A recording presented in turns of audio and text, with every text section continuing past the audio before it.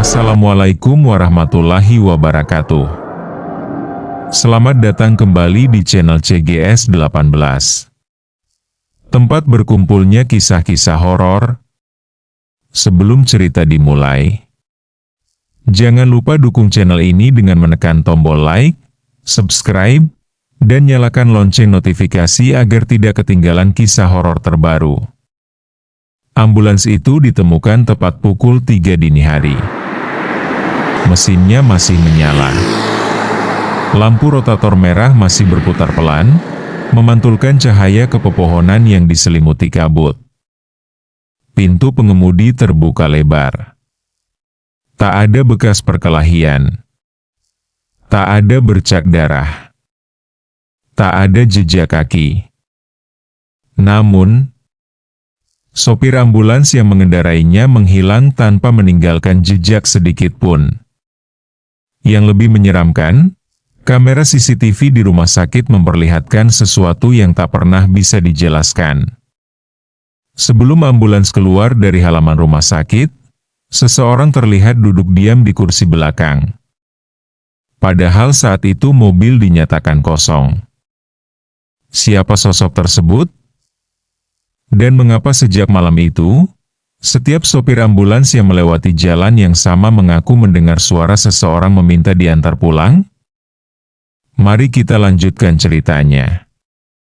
Rumah Sakit Harapan Sejahtera malam itu jauh lebih sepi dari biasanya. Jam dinding di ruang IGD menunjukkan pukul 22.40 waktu Indonesia Barat. Hujan baru saja berhenti. Udara terasa dingin hingga menusuk tulang. Rizal, seorang sopir ambulans berusia 42 tahun, sedang menikmati secangkir kopi sambil menunggu panggilan tugas berikutnya. Sudah hampir 15 tahun ia menjadi sopir ambulans. Selama itu pula ia mengantar ratusan pasien, korban kecelakaan, hingga jenazah ke berbagai daerah. Banyak cerita aneh pernah ia dengar. Ada yang melihat penumpang tambahan di kaca spion. Ada yang mendengar suara tangisan dari ruang jenazah. Namun Rizal selalu menganggap semua itu hanya cerita untuk menakut-nakuti sopir baru. Baginya, semua bisa dijelaskan dengan logika. Malam itu, telepon ruang ambulans tiba-tiba berdering. Pak Rizal, ada tugas mengantar jenazah ke desa Sumberrejo. Rizal mengangguk. Berangkat sekarang? Iya. Keluarga meminta malam ini juga. Beberapa menit kemudian, petugas kamar jenazah mulai memasukkan keranda ke dalam ambulans. Semuanya tampak biasa. Sampai seorang petugas kebersihan yang sudah tua menghampiri Rizal. Pak. Iya? Kalau nanti pulangnya, jangan lewat jalan Bukit Karang. Rizal tersenyum kecil. Kenapa memangnya? Orang tua itu menatapnya cukup lama. Saya sudah 3 kali kehilangan teman di sana. Rizal tertawa pelan. Maksudnya kecelakaan? Orang tua itu menggeleng perlahan. Bukan? Mereka hilang. Tidak pernah ditemukan. Suasana mendadak sunyi. Bahkan suara jangkrik yang sejak tadi terdengar seolah ikut menghilang. Rizal mencoba mengusir rasa tidak nyaman itu. Mungkin kabur kerja. Namun lelaki tua itu tetap memasang wajah serius. Saya tidak sedang bercanda. Kalau nanti melihat seseorang melambaikan tangan di pinggir jalan, jangan berhenti. Walaupun dia terlihat seperti orang yang meminta tolong. Rizal hanya mengangguk agar percakapan segera selesai. Dalam hati ia tetap menganggap semua itu hanyalah mitos yang diwariskan dari mulut ke mulut. Ia menutup pintu ambulans. Menyalakan mesin. Lampu rotator menyala pelan. Perjalanan yang tak akan pernah ia lupakan pun dimulai. Mesin ambulans meraung pelan saat meninggalkan halaman rumah sakit. Gerbang besi perlahan menutup di belakangnya. Rizal melirik jam di dashboard. Pukul 23.12 waktu Indonesia Barat. Perjalanan menuju desa Sumberrejo diperkirakan memakan waktu hampir 2 jam. Jalan yang akan dilewati sebagian besar merupakan jalan lintas yang gelap, melewati perkebunan karet, hutan kecil, dan perbukitan yang jarang dilalui kendaraan pada malam hari. Di dalam kabin hanya terdengar suara mesin diesel dan gesekan ban dengan aspal yang masih basah oleh hujan. Sesekali Rizal menyalakan radio agar rasa kantuk tidak datang.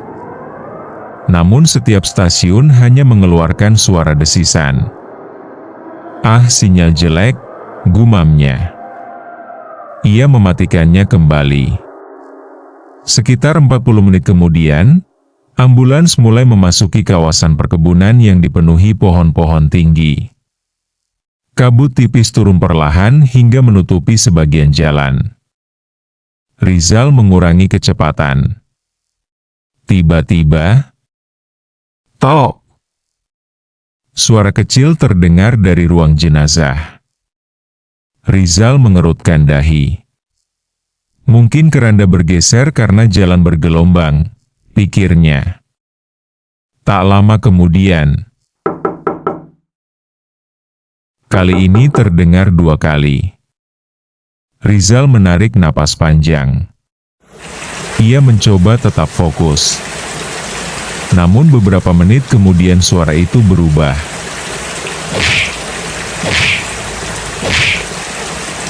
Seolah ada seseorang mengetuk dinding bagian dalam ambulans. Bulu kuduk Rizal mulai berdiri. Ia menoleh ke kaca spion tengah. Yang terlihat hanya pintu ruang jenazah yang tertutup rapat. Tenang, cuma suara barang bergeser. Ia terus mengulang kalimat itu dalam hati. Beberapa kilometer kemudian, jalan mulai menanjak. Kabut semakin tebal. Jarak pandang tinggal beberapa meter. Saat itulah, lampu depan ambulans berkedip 2 kali. Lalu redup. Kemudian kembali normal. Rizal mulai merasa ada yang tidak beres. Baru kali ini ambulans yang selalu dirawat dengan baik menunjukkan gejala aneh. Belum sempat ia berpikir lebih jauh. Sebuah bayangan putih melintas cepat di depan mobil. Refleks Rizal menginjak rem. Ambulans berhenti mendadak. Jantungnya berdegup sangat kencang. Ia membuka pintu dan turun membawa senter. Jalan benar-benar kosong. Tidak ada manusia. Tidak ada hewan. Tidak ada apapun. Hanya kabut yang bergerak perlahan tertiup angin malam. Perasaanku saja.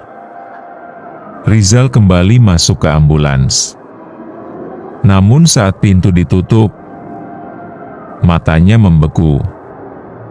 Di kaca spion tengah, sekilas, ia melihat sosok perempuan berambut panjang duduk diam di samping keranda. Wajahnya pucat. Kepalanya tertunduk. Rizal spontan menoleh ke belakang. Kosong. Tidak ada siapa-siapa. Ia kembali melihat kaca spion. Sosok itu juga telah menghilang. Keringat dingin mulai membasahi pelipisnya. Tangannya yang memegang setir sedikit bergetar. Aku mulai kecapean. Ia mencoba meyakinkan dirinya sendiri. Ambulans kembali melaju. Tetapi sejak kejadian itu, hawa di dalam kabin berubah sangat dingin. Padahal pendingin udara sudah dimatikan. Beberapa menit kemudian, telepon genggam Rizal yang sejak tadi tak memiliki sinyal tiba-tiba berdering. Nomor tak dikenal. Dengan ragu ia mengangkatnya. "Halo?" Tak ada jawaban. Yang terdengar hanya suara napas panjang. Kemudian, suara seorang perempuan berbisik sangat pelan. "Jangan lewat Bukit Karang." Sambungan langsung terputus. Layar ponsel berubah gelap. Saat dinyalakan kembali, baterainya menunjukkan 0% dan mati total. Padahal sebelum berangkat, dayanya masih hampir penuh. Rizal mulai mengingat ucapan petugas kebersihan di rumah sakit. Kalau melihat seseorang meminta tolong, jangan berhenti.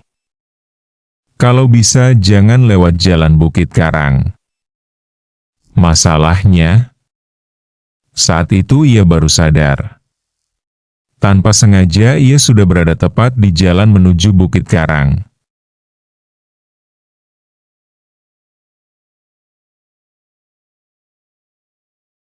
Rizal menelan ludah. Tangannya menggenggam setir semakin erat. Di depan, sebuah papan penunjuk jalan yang mulai berkarat berdiri miring diterpa angin malam. Tulisan itu nyaris tertutup lumut, seolah sudah bertahun-tahun tidak dirawat. Aneh, seingatku jalur ini sudah ditutup. Ia mencoba membuka aplikasi navigasi di layar dashboard. Namun peta hanya berputar-putar tanpa menunjukkan lokasi. Beberapa detik kemudian, layar berubah hitam. Terdengar suara, pelan, lalu menyala kembali dengan satu kalimat yang membuat napas Rizal tercekat. "Anda sudah memasuki jalan yang tidak terdaftar." Apa maksudnya? Belum sempat berpikir, kabut di depan tiba-tiba terbelah.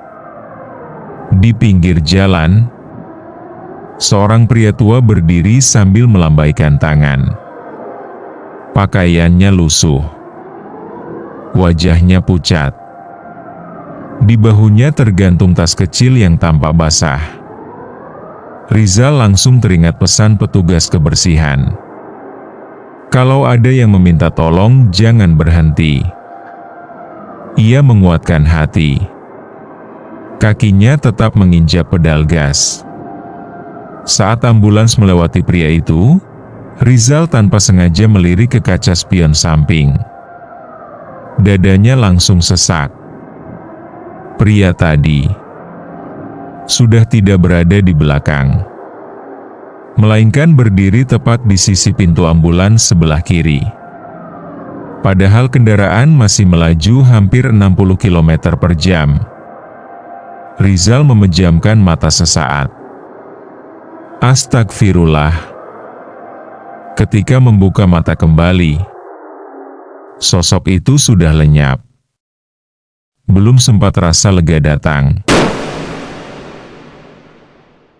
suara benturan keras terdengar dari ruang jenazah. Ambulans berguncang hebat. Rizal buru-buru menghentikan kendaraan. Jantungnya berdegup semakin cepat. Dengan senter di tangan, ia berjalan menuju pintu belakang ambulans. Tangannya gemetar saat memutar gagang pintu. Perlahan, pintu terbuka. Keranda masih berada di tempatnya. Tali pengikat masih utuh. Tidak ada yang bergeser. Namun, di lantai ambulans yang semula bersih, terlihat jejak kaki basah. Jejak itu bukan berasal dari luar, melainkan dimulai tepat di samping keranda. 1, 2, 3, 4 langkah, lalu berhenti di depan pintu belakang. Seolah ada seseorang yang baru saja keluar dari dalam ambulans. Padahal pintunya masih terkunci sejak rumah sakit. Rizal mundur beberapa langkah. Napasnya memburu. Ia segera menutup pintu dan kembali ke kursi kemudi. Belum sempat mesin dijalankan, suara radio yang sejak tadi mati mendadak menyala sendiri. Di tengah suara desisan terdengar suara laki-laki tua. Putar balik. Kalau masih ingin pulang. Suara itu hilang. Lalu berganti suara perempuan yang menangis pelan. Tangisan itu semakin lama semakin jelas. Rizal mematikan radio. Namun tangisan itu tidak berhenti. Justru kini terdengar dari arah kursi belakang. Ia perlahan mengangkat pandangan ke kaca spion tengah. Darahnya serasa berhenti mengalir. Di balik kaca pemisah ruang jenazah, kini berdiri seorang wanita bergaun putih. Rambutnya panjang menutupi wajah. Kepalanya miring ke kanan. Tubuhnya diam, tetapi perlahan mengangkat satu tangan, menunjuk ke arah depan jalan, seolah ingin mengatakan, "Teruskan perjalanan." Rizal menoleh secepat kilat ke belakang. Kosong. Tidak ada siapa-siapa. Saat ia kembali melihat ke depan, kabut di jalan perlahan menyingkap. Di kejauhan terlihat sebuah gerbang tua bertuliskan, "Selamat datang di Desa Sumberrejo." Namun Rizal merasa ada yang janggal. Desa itu seharusnya masih berjarak lebih dari 30 km. Lalu, tempat apa yang sebenarnya baru saja ia masuki? Rizal menginjak pedal rem perlahan. Gerbang kayu tua itu berderit pelan saat diterpa angin.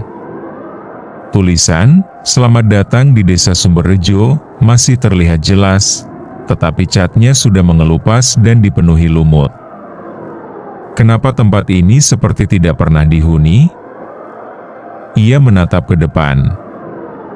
Puluhan rumah berdiri berjajar. Sebagian besar pintunya terbuka. Lampu-lampu rumah masih menyala redup, tetapi tidak terdengar suara televisi, anak-anak bermain, ataupun gonggongan anjing. Desa itu sunyi. Terlalu sunyi. Ambulans melaju perlahan melewati jalan utama. Tiba-tiba, seorang nenek berdiri di depan sebuah rumah tua. Tubuhnya membungkuk. Rambutnya putih panjang terurai. Ia hanya diam memandang ambulans yang lewat. Beberapa meter kemudian, ada seorang pria tua. Ia juga hanya berdiri. Tidak bergerak, tidak berkedip. Lalu muncul seorang anak kecil memakai baju lusuh. Anak itu memegang balon merah yang sudah kempis. Anehnya, semua orang yang berdiri di pinggir jalan hanya memandang ambulans. Tidak ada satupun yang melihat ke arah Rizal. Tatapan mereka tertuju ke bagian belakang ambulans. Seolah-olah mereka sedang menunggu seseorang yang berada di dalamnya. Ya Allah! Rizal mulai membaca ayat-ayat pendek yang ia hafal. Semakin jauh masuk ke desa itu, semakin banyak orang bermunculan. Mereka berdiri berjajar di kanan dan kiri jalan. Diam. Tidak bersuara. Tidak bergerak. Hanya menatap ambulans. Tiba-tiba, terdengar 3 kali ketukan dari ruang jenazah. Rizal hampir kehilangan kendali. Ketukan itu disusul suara lirih seorang perempuan. Sudah sampai? Rizal langsung menoleh ke kaca spion. Yang ia lihat membuat napasnya berhenti. Keranda jenazah terbuka sedikit. Padahal sebelum berangkat, penguncinya sudah dipastikan rapat. Dengan tangan gemetar, Rizal menghentikan ambulans di depan sebuah musala tua. Ia turun sambil membawa senter. Udara di luar terasa jauh lebih dingin. Kabut mulai memenuhi halaman musala. Perlahan ia membuka pintu belakang ambulans. Keranda masih berada di tempatnya. Tetapi, kain penutup jenazah bergeser sendiri beberapa sentimeter. Belum sempat Rizal mendekat. Suara langkah kaki terdengar dari belakang. Rizal membalikkan badan. Tidak ada siapa-siapa. Namun ketika cahaya senter diarahkan ke tanah, terlihat jejak kaki basah. Jejak itu baru saja muncul. Satu demi satu. Seolah ada seseorang yang sedang berjalan, meski tubuhnya tak terlihat. Jejak kaki itu mengarah ke sebuah bangunan tua di ujung desa. Di atas bangunan itu masih tergantung papan nama yang nyaris roboh. Balai Desa Sumberrejo. Entah mengapa, Rizal merasa ada sesuatu yang memanggilnya ke sana. Saat ia kembali menoleh ke arah ambulans, semua warga yang sejak tadi berdiri di pinggir jalan telah menghilang. Yang tersisa hanya jalan kosong dan suara tawa anak kecil yang menggema dari dalam kabut.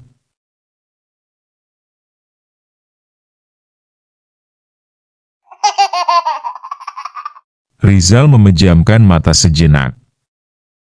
Ketika membukanya kembali, di kaca belakang ambulans, terlihat sesosok wanita bergaun putih berdiri sangat dekat. Wajahnya masih tertutup rambut panjang. Namun kini, ia perlahan mengangkat kepalanya. Dan untuk pertama kalinya, Rizal melihat sepasang mata hitam pekat menatap lurus ke arahnya. Rizal mundur beberapa langkah. Senter di tangannya jatuh ke tanah. Cahayanya berputar-putar, menyinari wajah wanita bergaun putih yang kini berdiri di belakang ambulans. Perlahan wanita itu mengangkat wajahnya. Namun yang terlihat bukan wajah manusia. Hanya kulit pucat dengan sepasang mata hitam pekat yang seolah tak memiliki dasar. Dalam sekejap, sosok itu menghilang. Bersamaan dengan itu, terdengar suara sirena ambulans meraung sendiri. Padahal kunci kontak sudah Rizal cabut. Lampu rotator berputar semakin cepat. Pintu belakang ambulans terbuka perlahan. Keranda bergeser sendiri hingga hampir keluar dari mobil. Dengan sisa keberanian, Rizal berlari menghampiri dan menahan keranda agar tidak jatuh. Saat tangannya menyentuh keranda, sebuah bayangan muncul di benaknya. Ia melihat desa yang sama, tetapi puluhan tahun yang lalu. Rumah-rumah masih ramai. Anak-anak berlarian. Warga berkumpul di balai desa. Lalu terdengar suara longsoran dari bukit. Tanah runtuh dalam hitungan detik. Rumah-rumah tertimbun. Jeritan memenuhi udara. Tak ada yang sempat menyelamatkan diri. Ratusan warga meninggal dalam bencana itu. Sejak saat itulah desa Sumberrejo ditinggalkan dan dihapus dari peta. Namun arwah sebagian korban dipercaya belum pernah benar-benar pergi. Mereka masih menunggu seseorang yang bisa mengantar mereka pulang. Rizal tersadar dari bayangan itu. Air matanya menetes tanpa sadar. Ia menatap keranda di hadapannya. Apakah kalian ingin didoakan? Angin malam berembus pelan. Suara tangisan yang sejak tadi terdengar tiba-tiba berhenti. Kabut mulai menipis. Rizal mengangkat kedua tangannya. Dengan suara bergetar, ia membaca doa untuk semua penghuni desa yang telah meninggal. Beberapa menit kemudian, suasana berubah. Udara yang tadinya sangat dingin mulai terasa hangat. Lampu-lampu rumah satu persatu padam. Sosok-sosok yang tadi memenuhi jalan perlahan memudar. Wanita bergaun putih yang berdiri di dekat balai desa menatap Rizal untuk terakhir kalinya. Kali ini, wajahnya tampak tenang. Ia mengangguk pelan, lalu menghilang bersama kabut. Tanpa pikir panjang, Rizal kembali menyalakan mesin ambulans. Anehnya, mesin langsung hidup. GPS kembali normal. Jalan yang tadi penuh kabut kini berubah menjadi jalan raya biasa. Tak ada gerbang desa. Tak ada rumah-rumah tua. Seolah tempat itu tidak pernah ada. Menjelang subuh, Rizal akhirnya tiba di rumah sakit. Petugas jaga terkejut melihat wajahnya yang pucat. "Pak Rizal, Bapak dari mana saja?" Rizal kebingungan. "Bukannya saya baru berangkat beberapa jam yang lalu?" Petugas itu saling berpandangan. "Pak, ambulans Bapak hilang sejak 3 hari yang lalu." Tubuh Rizal langsung lemas. Ia menoleh ke kalender yang tergantung di dinding. Tanggalnya memang telah berubah 3 hari lebih maju. Tak ada seorang pun yang percaya cerita Rizal. Karena di rekaman CCTV rumah sakit, ambulans memang terlihat keluar pada malam itu. Namun, di kursi kemudi, tidak pernah terlihat ada seorang sopir. Ambulans itu melaju sendiri meninggalkan halaman rumah sakit. Sejak kejadian tersebut, Rizal memilih mengundurkan diri sebagai sopir ambulans. Ia tidak pernah lagi berani melewati jalan Bukit Karang. Meski begitu, hingga hari ini masih ada sopir truk, bus, dan ambulans yang mengaku melihat lampu rotator merah menyala di tengah kabut pada malam hari. Saat didekati, ambulans itu selalu kosong. Namun dari dalamnya terdengar suara seseorang berbisik pelan, "Tolong antar kami pulang." Terima kasih sudah menyaksikan kisah horor ini hingga selesai. Jika kalian menyukai cerita seperti ini, jangan lupa tekan tombol like, subscribe, dan aktifkan lonceng notifikasi agar tidak ketinggalan kisah-kisah horor terbaru. Sampai jumpa di cerita berikutnya. Wassalamualaikum warahmatullahi wabarakatuh.